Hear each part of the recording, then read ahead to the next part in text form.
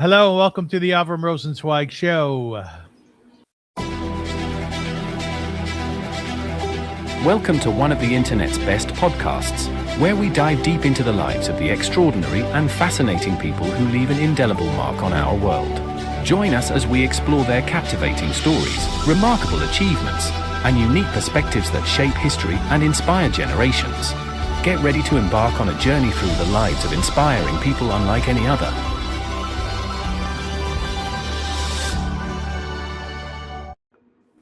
Hello, folks, and welcome to the show. My name is Avrum Rosensweig, and I'm delighted to be here with my dear friend and my colleague, Rabbi Shlomo Gomorrah. How are you, Rabbi? Baruch Hashem. How are you?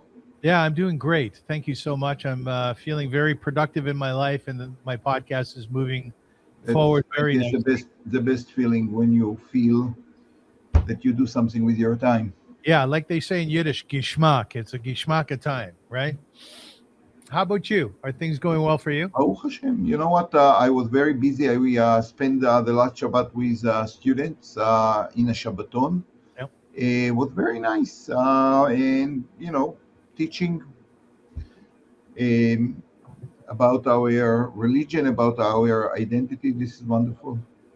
You know what? I like when you told me about the Shabbatons because you seem to feel very alive when you go there, the dancing and the singing on Friday night in particular, right? We had a wonderful Friday night. We went to sleep at 1 a.m. after intensive Zmirot. It was beautiful. You're right. What sort of Zmirot, what sort of Jewish songs do you sing? We sing a lot of like what you call like soul songs. The more quiet songs, Achenu, things like this, Amalach HaGoel. Some Israeli songs, including Yerushalayim Shel Zahav. Hannah Senesh wrote a beautiful, profound song when you think that it was written by a girl 17 or 18 years old. Eli, Eli, Shelo Yigamer L'olam. So we have many songs. Some of them are more Hasidic, some of them are more modern, but all of them with an atmosphere of Shabbat, of like reflecting, praying in a way. I always say that actually in the Shabbatonim, the real tefillah is not happening in shul, it's happening in the dining room when we are singing together.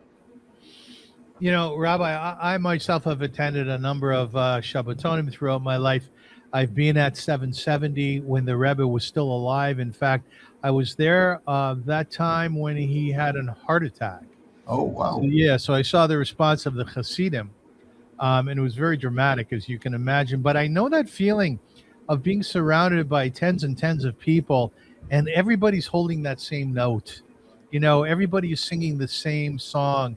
Eyes are closed, swaying back and forth. And there comes a point where the movement of the group becomes like one, right? That create unity, no question about it.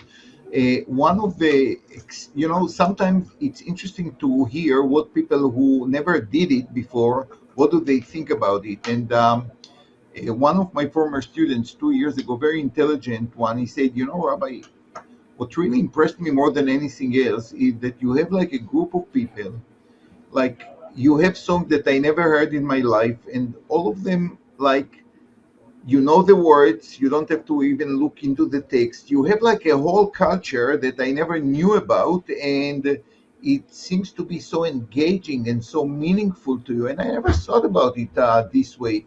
Sometimes you need someone from the outside to tell you how beautiful things are. I once asked Neshama Carlbach, the late Rabbi Shlomo Carlbach's daughter, whom I interviewed, if the following from Nigunim, from sort of Yiddish songs, are considered to be lyrics. And those are na, na, na, na, na, na. I said, are those lyrics? She said, absolutely they are. Yeah. Once you mentioned Carlbach, also something very interesting that happened to me about 10 years ago. There was an empty spot in the middle of the program. And like I thought, like saying like a Dvar Torah about the parsha will be repetitive, like again a Dvar Torah, again the message. I decided to take one of the stories of Karlibach, Shlomo Karlibach, Zichrono Livracha, and I shared it around the table. And to my amazement, it was just like boom. Many students, when they see me on the halls in chat, they come to me and say, Rabbi Gemara, you're the Schwarze Wolf, because one of the stories of Shlomo Karlibach is the Schwarze Wolf, and I told this story, which is not the most powerful story. It's a beautiful story, but I like people are so captivated by stories, by their messages. It's such a wonderful way to bring Jewish wisdom in a bypassing way. You don't have to take like a pasuk in the Torah to squeeze the message. You hear a good story, and like it's revived the heart and the soul of a Jewish person. It's amazing. My friend Eli Rubenstein is a spiritual leader at Congregation Habonim in Toronto. And I mentioned this before that when he first started out there, Rabbi, he would stand up there and he would give Divrei Torah. And he would look around the congregation and people would slowly be nodding off. And he thought to himself, you know what? I am going to make an impact with stories. And he subsequently became a very powerful storyteller. And I asked him how many stories he has in his head. He told me 2,000. And he has a particular way of remembering them. It's not memorization as we would do for an exam in school. Excuse me. He remembered the rhythm of the story, right? The trajectory of it, the ups and downs. And whenever we speak, because he's such a storyteller, a subject will come up. Maybe it's immigration, and he'll have a story to tell about that. He's a fascinating person. You say that, it's very interesting because my dream is to take one day a professional course of storytelling. I think I know many stories. People think that I'm a storyteller, but I know that I can be so much better, and I need like a good professional teacher. So I tell our listeners, if you know someone, let me know. Maybe one day I will fulfill this dream. What would make you better as a storyteller? I don't know. I just feel that I could engage even more, or to be. I hear stories of others, and I know that they are so much better than I am. So I have the content, but a good teacher also, and the storyteller is the same, has to make it to a good, engaging presentation. And the story that you told me about your friend Eli remind me a very famous joke. I don't know if we can share it, or you can cut it in the editing if you want. But there is a story that one day two people by the name of Avrum came to heaven. They passed away the same day, and they come to the Beit Din Shel Mala, to the heavenly court. And before the angel summoned them to the Beit Din to decide what will happen, they talk to each other. So one is telling, he was a famous rabbi in a shul in Jerusalem. He asked the other guy, what did you do in this world? And he said, I was like a bus driver. Okay. The Malach comes outside the court and said, Avrum is invited to the court. So the rabbi, he put his coat, he's ready to enter the heavenly court, sure that he's going to Gan Eden. And the angel coming from Gan Eden say, no, you wait. You are going with the other Malach. I called him. I said, what? I was a rabbi in shul. He was like a bus driver, and you invite him to Gan Eden and not me? So the angel said, listen, Rabbi, I'll tell you what is the difference. When you started your Dvar Torah, everyone fall asleep. When he started to drive, everyone started to say Tehillim. That's a great story. The story of the Schwarzer Wolf, is it a long story or a short story? This is a very short story. Can you tell us? Can you tell us the story? I'm sorry? Can you tell us the story? The story? No, this is a story. This is a story. The rabbi think that is very important, but actually, indeed, when he started to talk, everyone was falling asleep. No, I'm talking, Rabbi, about Carbuck's story. The Oh, black. the Carlebach story. Yeah. Maybe we should do like a podcast about Jewish stories. And okay, the story of Carlebach is going like this, and I'm doing a great injustice to the story because you have to listen to it. It's so beautiful. The story is talking about a rabbi of a small community who has no children. Now, for a rabbi to have no children is the greatest disaster. Like everyone, every person wants to have continuity, but for a rabbi that he cannot have a family. So he went to a great rabbi of the time, the Jose Lublin, the seer of Lublin, and he said, "Listen, I'll be honest with you, my friend. The gates of heaven are closed. Even if I will daven, it's not going to help you." He said, "Rabbi, you cannot give me such an answer. You must tell me what I can do, what davening I should say." And he said, "Listen to this. There is only one person in the world that can help you. He's the head of the 36 righteous people in the world. If he give you the bracha to have children, you will have children." He said, "Rabbi, I will do everything to get his bracha." And the rabbi said, "Wait, no one managed to get the bracha from this person." He said, "What's his name?" He said, "His name is a Schwarze Wolf."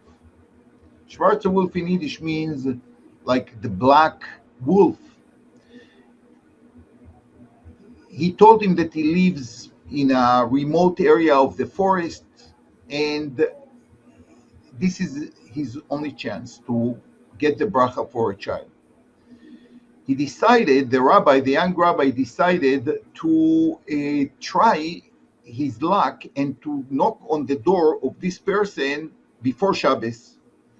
And he will spend Shabbat with the Schwarze Wolf, and throughout the Shabbat he will find a way to ask for a bracha.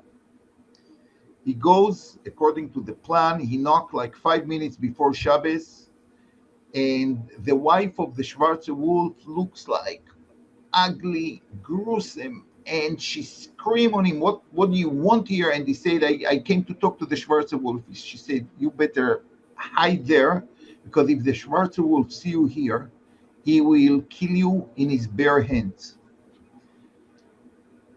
The young rabbi could not believe it, but then he saw through the window where he hid himself the Schwarze Wolf, and he immediately understood why he was named the Schwarze Wolf, because he looked so dirty and wild and a terrible person that you don't want to be in his area at all. But he knew that the seer of Lublin told him he is the only one who can give you a bracha. The wife of the Schwarze Wolf told him to be inside the house. Now, you have to understand something before I continue the story. When you tell it to people, the story itself requires here and there a time to stop and to think about it. Yes. So the way I tell the story, in the middle, I ask them to repeat after me, the Schwarze Wolf, the Schwarze Wolf, and everyone is singing it. Schwarze Wolf. The Schwarze Wolf, the Schwarze Wolf. So Shabbos is going, it's Shabbos night, then it's Shabbos morning. He brought with him some food to eat, but he's so disturbed, like he's meters away from the Schwarze Wolf, from the bracha that changed his life, and he cannot approach the Schwarze Wolf. And he's crying, and he say to Hashem, "Why did you send me here? There is no point to be here.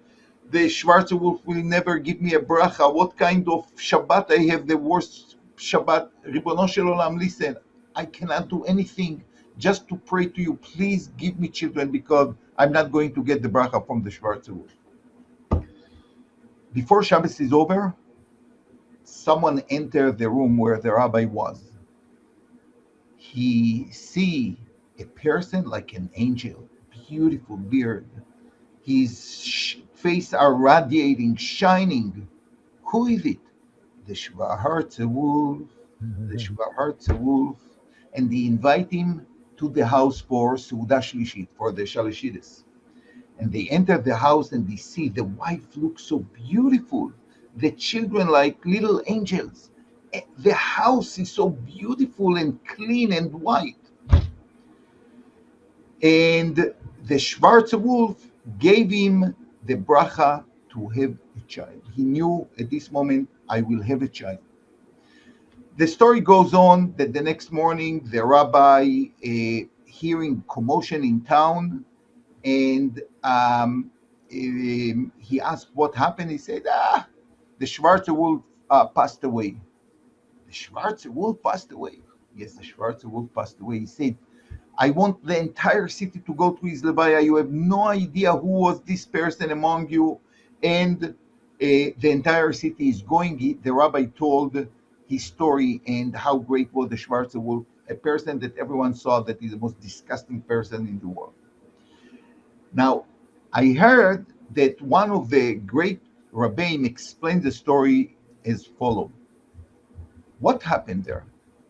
What is the purpose of this story?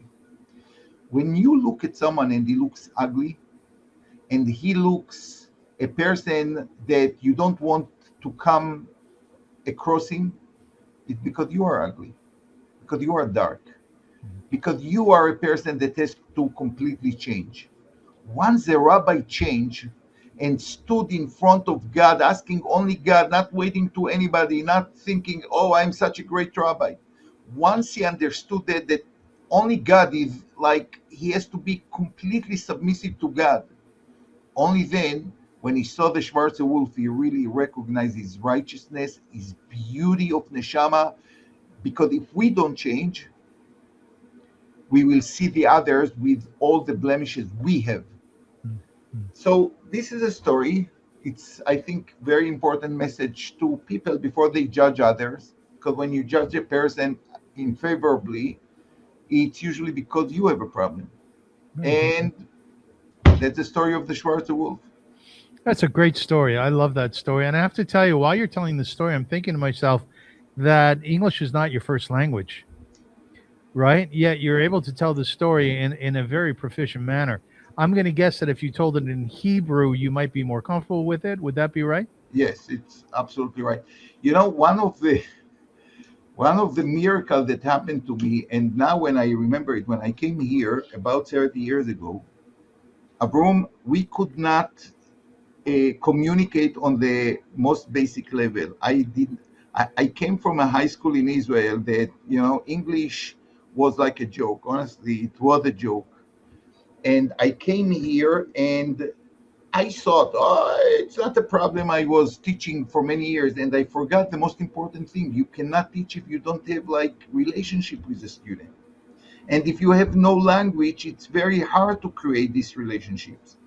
So it took me 3 painful years until I could communicate with students. So you say that my English is okay. Well, maybe it's time to go back to Israel, I guess. Well, what I would give you accolades basically for you coming here, having the courage to come to a country where English was not your mother tongue, and to be able to teach children on top of that.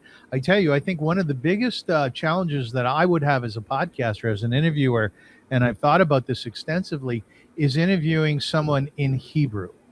So there's a fellow who was a former hostage who lives in Israel. He's a farmer. He's 80 years old, and I've interviewed his son. And I would love to interview the man himself who was a hostage. But the problem is he doesn't speak English. And I thought to myself, okay, well, later next time I'll be happy to jump in if you need some translation. My brother in arms, and I appreciate that very much. But the idea of doing an interview, asking a question in Hebrew, which I can do, and then listening to his response and perhaps not getting what he's saying, to me is terrifying. So I understand what your challenge was, and good for you for stepping up. Thank Rabbi, you. I want to just say before we launch into Torah in Real Time, which is our new series that we launched a few weeks ago, that in terms of storytelling, the other day I interviewed an Afghan woman. Her name is Kadisha, and she had to leave Afghanistan. She walked to Pakistan, in order to be able to write in her pen name, in her real name. She's a journalist and a novelist and a short storyteller, and also to fight on behalf of women's rights in and girls' rights in Afghanistan. And she helped to start a school, underground school, to train girls in particular in Afghanistan. And the beauty of this conversation that I had with her, and I tell you this because she is a brilliant storyteller, is that she told me that one of the first novels that she read was Anne Frank. Which one? Anne Frank, Oh. The Diary of Anne Frank. And I asked her, I said, based on everything you have gone through because of the terror that the Taliban is bringing to all the different districts of Afghanistan, do you still believe in the goodness of humankind? And she said, absolutely.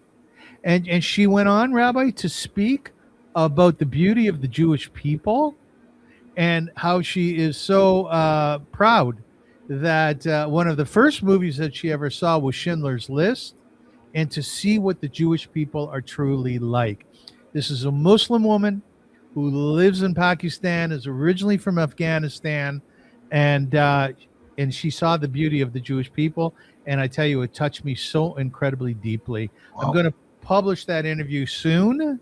And I think that people will really I would love to see it. And I think there is also a very interesting message here.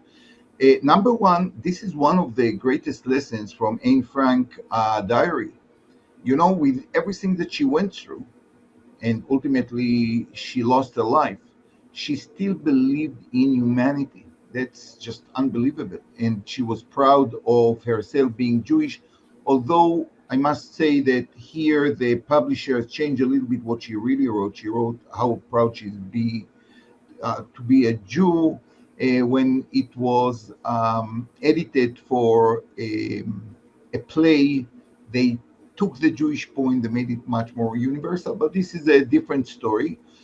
So it's interesting that this lady is also like, despite everything she went through, she see the hope, she see the end of it.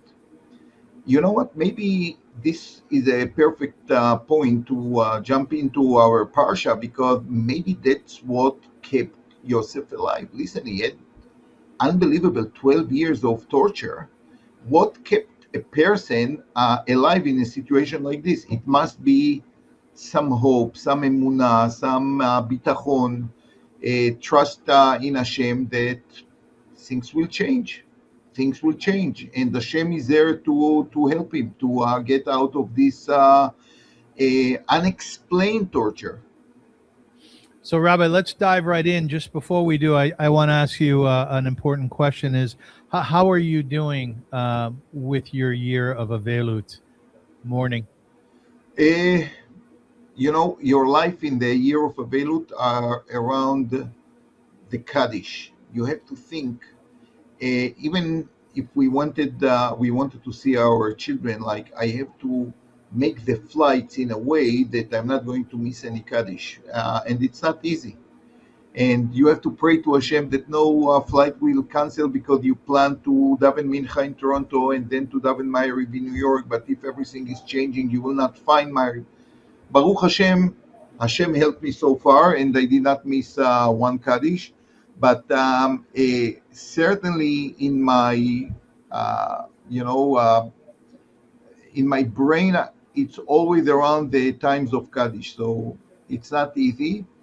And sometimes, you know, the memories themselves are not easy. And it happened almost on a daily basis. Things that you remember, things that you reflect on, especially the last few weeks of my father. That's why apparently you need a whole year of Avelut. You know, the second night of Hanukkah is my mother's yahrzeit. Oh. Yeah, and I know that you like my mom a lot, right? A lot. She was a special lady. I told you, like she was a special lady, and not only because she was your mother, but I have a shul with many people, and when I davened, she was the first one on Motzei Shabbat or Motzei Yom Kippur. She and your sister Tibadel Chaim Arukim to give us a call and to say thank you. Although Yes. there was no reason to to thank me for davening, but this was the people that really should be admired. Yes, and I've mentioned this before that my mother, God bless her soul, she taught us how to be makir tov, so that when we read an article that we really like, she tells us phone up the journalist, or if somebody even looks nice in a beautiful sweater, tell them, oh, you look lovely today. My mother taught us that. Wonderful. Yeah, ladies and gentlemen, the parsha this week is Vayeshev, and the series is called Torah in Real Time. Let me tell you about the parsha. This week we enter into Vayeshev, a portion that opens with a seemingly peaceful word Vayeshev, and he settled, speaking about Jacob, Yaakov. But the calm doesn't last. Within a few verses, we find ourselves inside a family unraveling, a young man cast out from home, and a world where innocence is no shield against suffering. Joseph begins this parsha as a teenager. He's gifted, he's dreamy, perhaps even naive, but he's still a child. And yet, like far too many young people today, he finds himself homeless through no fault of his own. His own brother strips him, he betrays him, and they sell him away. Joseph becomes the biblical face of tragedy we still see on the streets of our cities. Youth pushed out of their homes by conflict, misunderstanding, jealousy, or simply because they don't fit the system around them. Vayeshev forces us to ask what happens to a young soul when the people meant to protect them push them into the wilderness. Joseph's journey doesn't end there. His descent continues into wrongful imprisonment, framed for a crime he did not commit. In a dungeon beneath the empire of Egypt, we meet a young man who has lost family, home, status, and freedom. Today, millions sit behind bars under similar circumstances, victims of flawed systems, false accusation, or the quiet biases that shape human judgment. And just like Joseph, so many of them are talented, visionary, capable, their potential hidden behind the iron bars of someone else's mistake or malice. Yet Vayeshev is not only a story of pain, it is a story of resilience. Even in confinement, Joseph rises. Even without a home, he builds community. Even when forgotten, he interprets dreams, his and others, reminding us that hope, creativity, and purpose can survive in even the darkest cells. As we study Vayeshev this week, we're invited to look at Joseph's story not as an ancient tragedy, but as a mirror. Whom do we cast out? Whom have we overlooked? Whom have we locked away? And more importantly, whom among them carries a spark that the world desperately needs? Vayeshev calls us to see the Josephs of today, the homeless youth sleeping in shelters and alleyways, the wrongfully convicted, waiting for justice, and all those whose dreams are still alive beneath layers of hardship. Rabbi, as a teacher, you're privy to 1,500 students, if not more, some of whom are not comfortable in such a big environment, yet they have to come to school every day. They're the quiet ones, right? They're the ones who may be pushed to the side. How do you deal with such students? I would say the following. This year, Baruch Hashem, especially in our school, we have a wonderful system to support them. If it's counselors, if it's dean office, if it's social workers, if it's like a nurse who is also sometimes see issues that should be dealt by other professionals. The school has a system, and I would say number one, especially after COVID, like the mental, the loneliness spiked in unbelievable way. Today, I'm sure that parents, teachers, schools, community deals with many, many more cases that requires attention. And sometimes like a small attention when things start to appear on the surface can avoid great tragedies later. A problem that we are so busy with our lives that sometimes we miss these quiet calls for help. So as a school, we are quite equipped for this. And I would say that we catch most of the cases. What bothers me more is the brother or the student in this case, or the member of the community, that everything looks fine and you see nothing. And then you hear that they are depressed or having all kind of challenges that you missed because people, especially the talented one, know to put a mask that other people cannot see. And many, many times I'm much more concerned about these students rather than the student that you can see right away that you have to help them, you have to support them. Rabbi, in the story that we read this week in the parsha, we see that Yaakov, sends out his son Yosef, who's really the apple of his eye. You know, Jacob had a tendency of choosing favorites, which is probably not the best advice for parents. But he did so with Rachel instead of Leah.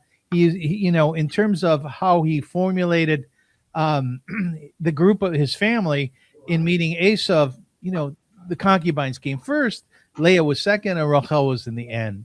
And here you have that Jacob gave his son Joseph this beautiful, beautiful coat of many colors. And what does he do when the other brothers are off tending to their animals? He sends Joseph off somewhere to go find them, to go speak to them, to see what's up with them. One of the classic questions which is asked, and I'm really, really curious about your response to this, is did Jacob understand the dynamic between the brothers? Was he being a good father by perhaps creating this tension between them? Um, Excellent questions. And I'll tell you how I read this story. Um, and I'm sure 100% that others, including some of our more respected commentators, read the story different. I do believe that Yaakov, a person of the world, he was not just sitting in Yeshiva Shem Vayehev. He knew people. He knew the good and bad in people. Knew exactly what he did. But here is the issue. I will try to explain it through Yaakov's eyes. You might agree, and please, if you disagree, let me know when you have a difficulty with it. Yaakov was a father, but he was not only a father. He was the person that's supposed to continue the link from Abraham, who established the Abrahamic families, which is all about values, to Yitzchak himself, Yaakov, and now he has 12 children. And by the way, the 12 children came in a strange way because he actually wanted to have only Rachel as his wife and her children. So normally we will not hear about Leah and her children if the story would go according to Yaakov's plan. Yes, yes. But certainly what the Torah wanted to tell us, and maybe this is a message of Sefer Bereshit, and I think that we mentioned it last week. Bereshit is running on two levels: an earthly, what happened here on earth, and a divine one. God had a divine plan. The Jewish people, for all kinds of freedom that maybe we will talk about in other podcasts, has to go to Egypt. They had to train for their mission before they received the Torah. And therefore, God will bring the family to Egypt. But on the level that we experience in this world, things are happening as siba and mesovev, a cause and outcome, Things are happening as, all kind of affairs are happening in this world, but they all come to serve the divine purpose. So we always have to read Bereshit in two eyes, from God perspective, from human perspective.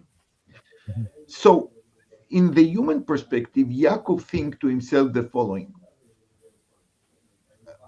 Avram was the one from his family that was chosen to establish the Abrahamic family. Haran, Nachor, aside. Yitzchak was chosen, Ishmael aside. I, Yaakov, was chosen, Esav aside. My children, apparently, is the same.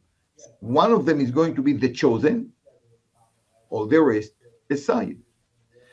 Ktonet Pasim is not a colorful coat. It's a coat of a prince, a person who is going to be the next monarch or the next um, leader of the family. That's what Kotonet Pasim. It's very nice that Weber made a beautiful musical about Joseph, but I think he missed the main point. For Yaakov, Yosef was the next generation, and all the rest are going to take second seat, if at all, if at all. By the way, this was very clear to the brothers. I think the reason why they wanted to kill him, because in the old world it was very, very clear. The chosen is the only one. We are going to push it aside, and therefore we cannot accept it. We have to kill him. That's the way I think things happen, and that's the meaning of Ktonet Pasim. It's, as I said, it's a symbol that he's going to wear the royal garments later, which, by the way, happened as the story develops, and that's what happened in Egypt. He indeed wear the royal garment. Yaakov was not wrong. He saw the royalty in Yosef, which he did not see in the other brothers. And it comes with a price. It comes with a price because, especially in a family, as you mentioned, he saw what happened in the dynamic of family when you have one chosen and the other one not, and how bad things can, play down the road. But Yaakov understood one more thing, which is very, very important, and maybe this is a lesson of last week's parsha. When you have challenges in life, you have to face them. You cannot just dismiss them and bypass them. And he realized that there is a problem here. The brother don't like Yosef. He saw it, he understood it, he even accepted it. Because when Yosef came with his dreams, he got a rebuke from his father. His father was not happy about what he heard. But at the same time, Yaakov knew that in order to be a royal, to be a leader, he must find a way to the heart of his brothers. And therefore he sent him, and he hope, I'm sure, that the brothers will understand that Joseph is not only a person who seek power and authority, but he's a leader who cares about the people that he has to lead. I guess that what Yaakov didn't know is how blinded they were by their hatred.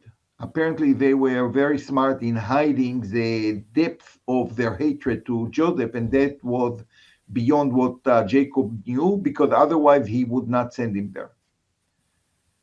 I hope that it helped to understand a little bit better the story. I don't know. It's good, Rabbi. I mean, let's just pick up on that for a moment.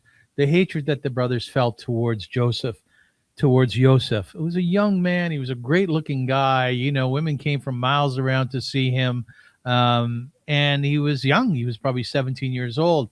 So what happens is they ultimately go forward here. They threw him into a pit, and the pit was void of any water and void of any food, and there were snakes in the pit. It was a very dangerous environment. What did the brothers do, Rabbi? They sat down and they feasted.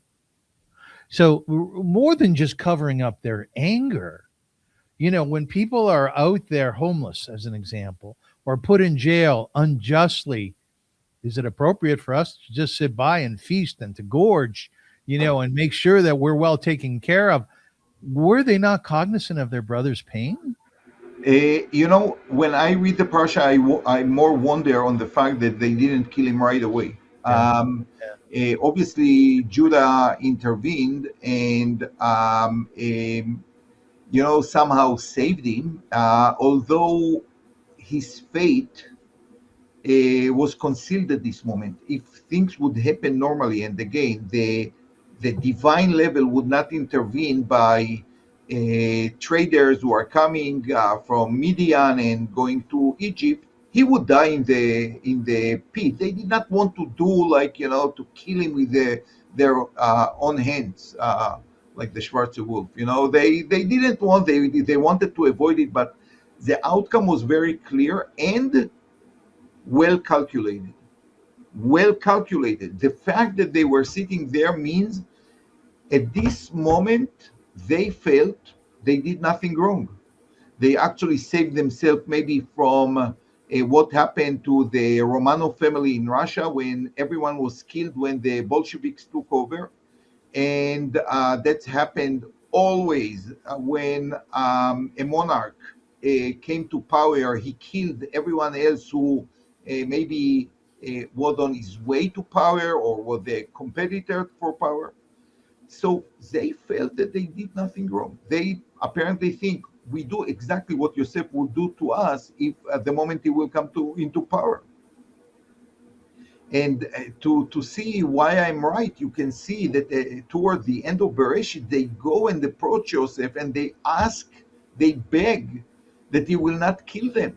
They were afraid that he will kill them because this was the normal step for monarch to do, to get rid of all the competitors. Okay, so as long as Yaakov was alive, he would not upset his father. But once he died, the brothers knew what are the rules of the game.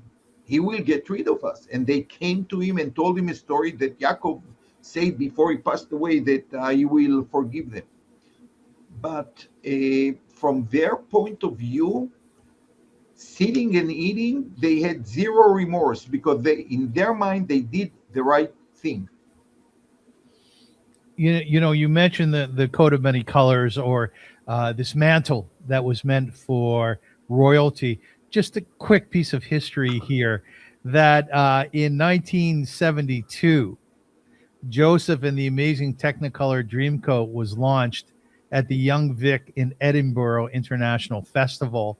The main actor as Joseph was Gary Bond. In the early 2000s, a similar production was launched in Israel, and it was Raise Your Spirits Theater, a summer stock community theater production in Israel. This production was staged during a difficult period amidst terror attacks as a morale-raising effort and to offer hope. The show was performed for women and girls, drawing audiences from many, many communities around Israel. Did you go to theater in Israel yourself? Only once. I went to, what was it? Arthur Miller, I believe, The Death of an Agent or something. No, in Hebrew. Death of a Salesman. Death of a Salesman. Death of a Salesman, yeah. Yes. Rabbi, here we have Joseph being carted off to Egypt, right? And he gets thrown into jail, into a dismal, awful place where you're behind bars, and if you're a prisoner, it's very difficult to have hope. But what does the Torah say? The Torah says something very beautiful, that God was with Joseph, even during the depth of slavery and imprisonment. So this begs an interesting question. How do we understand divine presence in times of suffering? Surviving in certain situation is a divine presence, and that's exactly what happened to Joseph. Normally, again, if the story would go only on one level, I don't think that Joseph would survive 1 year in the conditions of the Egyptian prison. Not alone after he was caught. Remember, like her story was the more reliable one against a slave, young guy with no wife and susceptible to desires and certainly her word against his word meant that you accept her word and he will be executed normally. And therefore you have to understand that these stories are the presence of God is there by just the story take place, by happening, because otherwise the story would be very, very short. Joseph arrived to Egypt. 3 months later, he was dumped into a place that I'm sure many dead slaves were dumped into, and that's it. So, if you ask for the godly, the divine presence, the survival itself. Now, obviously, but in the case of Yosef, it was more than that because he did not only survive, he gained power. he became an instrumental person in the first by Potiphar and then by Paro. We are going to read later, or in the prison in between. So I'm sure that if you would, we would be able to go into the cell or the pit where Joseph was thrown. We will not see the presence of God, but it's there over the story. It's over the entire story. So it tells you something about the presence of God. You don't have to see it in order to feel it with every cell of your body and soul. So as an example, when you were in Lebanon as a young IDF soldier fighting, being that you were a religious Jew, has always been a religious Jew, my guess is through that type of suffering that God was with you. Yet probably Chayilim next to you did not have that same sense that God was with them through their suffering. First of all, I think that many research was done on this situation, and certainly, like, people feel, the old saying that there is no atheist in the foxhole, but it's more than that. I think people are looking for something meaningful, something that ties them to their identity, Yes. and this, in a way, is the God presence, where people look into himself and try to find out where I am in Tzelem Elokim. I hear about an amazing phenomenon in Tzal. It's called Bli Kippah Aval Im Tzitzit. Soldiers don't go with the kippah. They sometimes don't keep Shabbat. I don't know if they eat kosher, but they wear tzitzit. They feel the need to be connected, to be tied to something. And having the tzitzit is, for them, they feel that they are surrendered. And this is, by the way, idea of tzitzit, surrendered by divine power. Don't ask me what does that mean. But as I say, divine power is, at the end of the day, the way you feel about your relationship with God.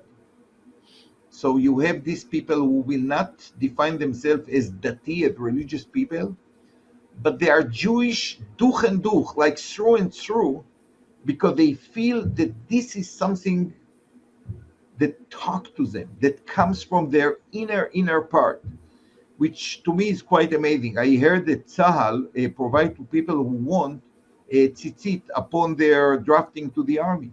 And I heard that there is a place in Yerushalayim that people are like waving the tzitziot in long shifts. They all volunteers. And Chayal in Tzahal today, he is asked if he wants a tzitzit, and I heard that they give out 10,000 taliskatan, the tzitzit, to new soldiers, which to me is like, what? I never heard about anything like this, and apparently it's true. Rabbi, I think the parsha that we're learning this week is a fascinating description and revelation about the strength of a young person, despite the fact that they are in the most dismal of situations. Many people go into jail and they fall apart. Their lives are ruined. Unfortunately, there's a lot of suicide that happens in jail. But here you have a situation with Joseph going into jail once again as a very, very young man. Doesn't know the world yet, had to respond to a situation that was most difficult in the home of Potiphar, where Potiphar's wife accused him, saying, "Oh, he was about to rape me," when in fact what he was doing was fighting off her advances, and he ended up in jail. And when he was in jail, he showed great integrity. He showed resilience, and he showed leadership, to the extent that the parsha said that he kind of took over the jail. And I'm curious as to how his behavior models sort of like a spiritual or an emotional growth in your mind. The story of Yosef is highly, highly important, and I think that every person in the world has to learn it, because two things, and you actually mentioned it, I don't want to repeat what you say. Number one, how many people can find themselves in a situation like this and to hold strong? Very few. This by itself is a very inspiring story. Number two, it says that Sar Bet Asuar, the person who is on charge of the prison. And listen, who eventually is going to prison? I hear that today, like you have in New York, like in prison, you can learn Daf Yomi, which is not a big compliment to many of the inmates there. But at the old time, this was like what is sold today, maybe in Honduras or El Salvador, like with the low of the lowest. And the chance of you to survive a place like this is nothing. And still, Sar Beit HaSohar, the person on charge, saw ki Hashem imo. And our sages explain, well, what did he see? He himself was like such a goy, such like Egyptian. What did he see like that God is with Joseph? He said, Joseph said, Bezrat Hashem, Baruch Hashem. He always mentioned the name of God. So think about a person with all the reason to say, God abandoned me, I abandoned God. Like, I don't want to hear about God anymore. I was righteous, I was like this. The son of my mother Rachel, I was the son of Yaakov. Now Yaakov sent me to a very dangerous place. My brothers wanted to kill me. I have nothing to do with this family anymore. We know what happened to people after serious trauma. And nevertheless, he kept talking about God. He kept thanking God, hoping in God. Although we know the end of the story, but Yosef did not know for many, many years how it's going to end, right? So think about, try to enter his mind. This is just unbelievable. So I say these two lessons is like a person who finds himself in the worst situation and still can hold strong. And at this point, I would like people to read the story of Sharansky, what he read, Nathan Sharansky, being in the Russian prison, doesn't see the end of it. He described a modern Joseph, a person who was thrown to a jail and nevertheless standing strong for himself, for God, for the Jewish people, against the Russian tyranny. That's an amazing story. And it helps you to understand that there are people in the world like Yosef. And the second one is the religious one. To me, this is like beyond understanding. If you want to see a religious person, a real religious person, read the story about Yosef. A person who finds himself betrayed by everything that he knew and still managing to represent God and his values. Wow, this person is a religious person. I spent a little bit of time with Sharansky. They call him the little man from Donetsk. And I asked him if it's true that when he was in solitary, that he played chess in his mind. He said, indeed, it was true. That's how he would pass the time, which is fascinating to me. You talk to a person who played chess against Nathan Sharansky. He is a supermaster, let me tell you that. One time he came to Toronto, very interesting story by itself. He came to Toronto and the host asked him if he wanted to do something on Motzei Shabbat. I guess it was one of the Motzei Shabbat, like now that Shabbat ends at around 5 something, and you have hours and hours between Motzei Shabbat and the next day. So he said, I would like to have like simultaneous chess with a few players. I got a phone call. I said, of course, I'm not such a great a player. My children, I think one of them also came, and he beat us all in no time. There was one guy from Toronto who managed to draw with him, which was quite amazing. But he played against 16 or 17 people. Everyone brought his chess. Yeah, the guy knows his stuff very well. Rabbi, as the series is called Torah in Real Time, there's always a couple of issues that we like to point to within our discussions. And one of them today is wrongful conviction, of which Joseph was wrongfully convicted. Just a point to sort of mull about, that no country is immune when it comes to wrongful convictions. Whether in highly developed democracies or fragile judicial systems, innocent people are routinely imprisoned, sometimes for decades, due to structural flaws, bias, or corruption. Some of the most common causes of wrongful convictions include mistaken eyewitness identification, false convictions, prosecution or police misconduct, flawed forensic science or junk science, ineffective legal representation, and tunnel vision, where investigators fixate on one suspect. In the case of Joseph, what would you say was the main cause of his wrongful conviction? Well, you talk about the brothers who also saw him doing the wrong things, and they did not understand like where he came from, or you talk about Potiphar and actually the whole story is about like misjudgment from the beginning to the end, isn't it? I think so too, Rabbi. And I think there's a part of this is where, Potiphar had a lot of authority over Joseph. And we have to ask ourselves, and we see it in institutions of all kinds, including schools, I'm sure you'd agree with me, where authority can misuse their power. Oh, absolutely. Right? It happens all the time. Listen, power is something that people find very difficult to overcome, especially when they have to give up some of their power. And you know what? In a way, I just want to tell you, in a way, the story of our parsha is about politics. When the brothers, because they were 10 against 1, they used their power at this point to kill or to try to kill Yosef, right? And it was a misuse of power. And then they had to go to a whole plot to deceive their father.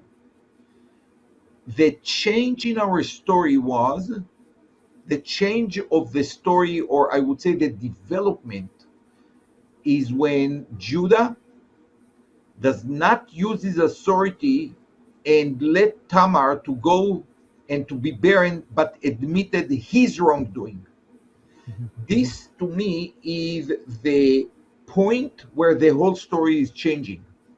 When a person can admit his or her mistakes, it's the point of greatness, it's the point of a real power. Not misusing the power, but the ability to overcome, to overpower your own power. And to me, this was the tshuva of Yehuda, or the beginning of the tshuva, the repentance of Yehuda, when instead of using his power against Yosef, he declined the opportunity to use his power, and no one will know that he was the one who made her pregnant. He could be silent and no one will know about it. She was on her way to be killed for what she did. And nevertheless, in a moment of greatness, he said, I was wrong. And from this moment, the whole story is changing. He took responsibility for his wrongdoing.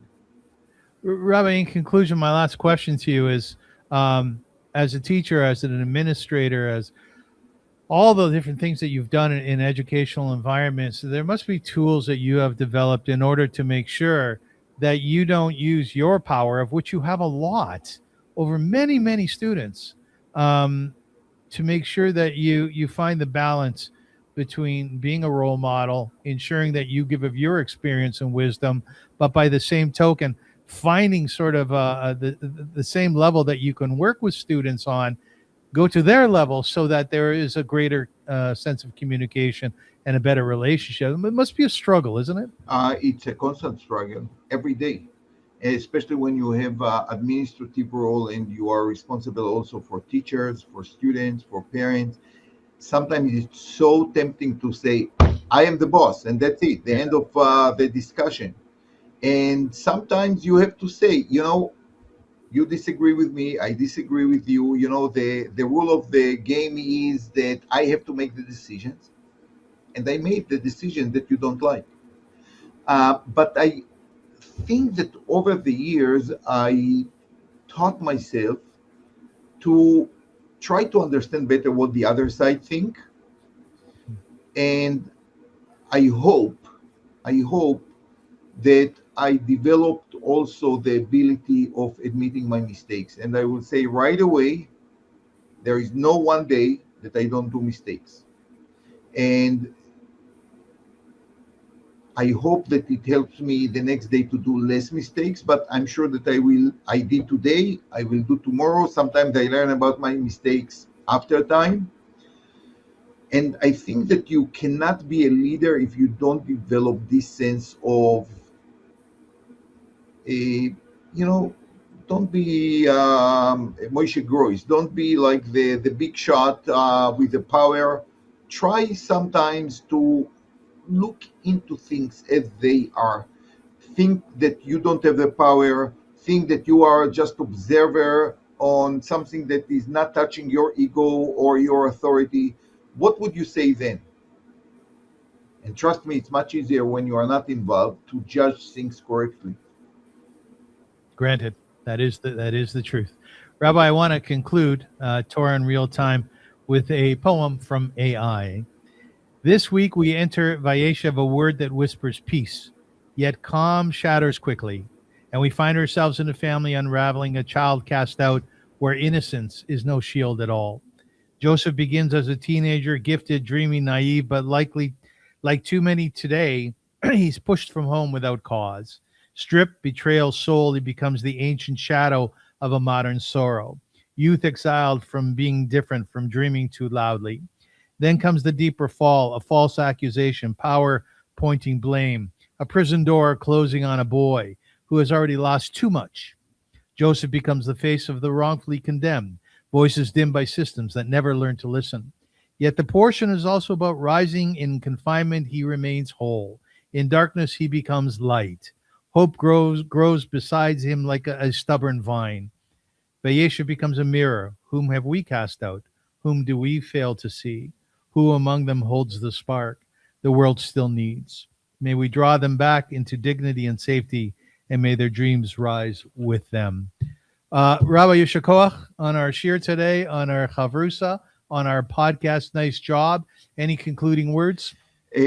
First of all, thank you so much. It's indeed one of the greatest stories ever written. Maybe I will talk about it next week, because this is a masterpiece in every regard, religiously, literature, and I think we spent some time in our previous series.